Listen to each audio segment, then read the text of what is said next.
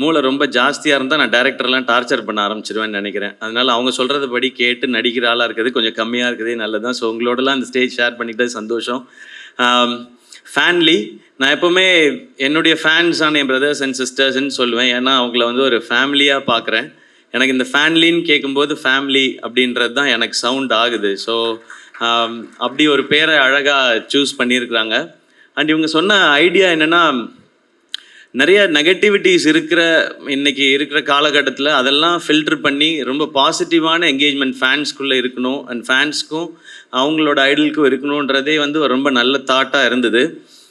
ஏன்னா எனக்கு எப்போவுமே மைண்டில் இருக்கிறது வந்து ஃபேன்ஸ் வந்து டிஸ்ட்ராக்ட் ஆகிடக்கூடாது, இல்லை அவங்க இது வந்து வேறு எதுவும் அவங்க மைண்டுக்குள்ளே திணிச்சிடக்கூடாதுன்றதில் நான் ரொம்ப ரொம்ப யோசிச்சுட்டே இருப்பேன். ஏன்னா எனக்கு வந்து நான் எப்படிப்பட்ட ஃபேன்ஸ் இருக்கணும்னு ஆசைப்பட்றேன்னா, என்னை வர்ஷிப் பண்ணுற ஃபேன்ஸ் வேண்டாம். அவங்க வர்ஷிப் பண்ண வேண்டியது கடவுளையும் அவங்க அப்பா அம்மாவையும் தான்.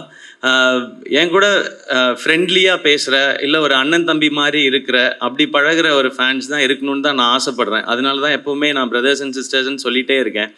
அப்போ அதுக்கு ஏற்ற மாதிரி ஒரு பிளாட்ஃபார்ம் இருக்குன்றது ரொம்ப சந்தோஷம். ஏன்னா இப்போது எல்லாரும் சொல்கிற மாதிரி, இப்போது கோபி சார் சொன்ன மாதிரி, குகேஷ் சொன்ன மாதிரி, சோஷியல் மீடியாவை கண்டா எல்லாருக்கும் ஒரு பயம் வருது. இப்போது அதுக்குள்ளே போய் எதுக்கு நம்ம வந்து ஒரு தேவையில்லாத விஷயங்களை எடுத்துக்கிட்டு அப்படின்னு சொல்லி நான் நிறையா பார்க்குறதே இல்லை.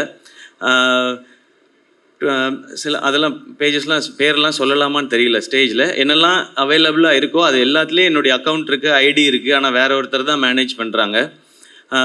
இன்ஸ்டாகிராம் மட்டும் அப்பப்போ எப்பயாவது நான் மேனேஜ் பண்ணுவேன். அந்த டைம்லேயும் என் ஃப்ரெண்டு வந்து ஃபோன் பண்ணுவான், நவனீத் வந்து சொல்லுவான், சிவா இப்போ ஏதாவது ரீபோஸ்ட் பண்ணியா அப்படின்னா. நான் எங்கடா ரீபோஸ்ட் பண்ணேன் அப்படின்னு. நீ ரீபோஸ்ட் பண்ணியிருக்கேன். இல்லைடா, நான் ஸ்வைப் தான்டா பண்ணேன், அதில் ஏதோ ஒன்று ரீபோஸ்ட் ஆயிருக்கு. அந்த லெவலில் தான் நமக்கு யூஸ் பண்ண தெரியுது.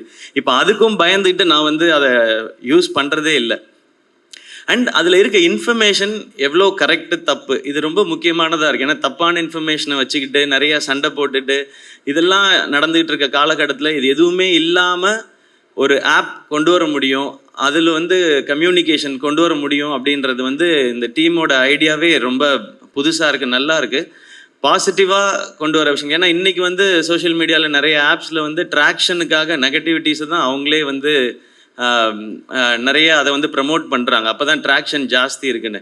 ட்ராக்ஷனுக்காகவே தான் இன்றைக்கி நிறையா ட்வீட்ஸ்லாம் வருது. என்னமோ ஒன்று பொய்யாவது ஏதோ ஒன்று சொல்லுவோம், அதுக்கு தான் நிறையா ட்ராக்ஷன் இருக்குன்னு சொல்லி.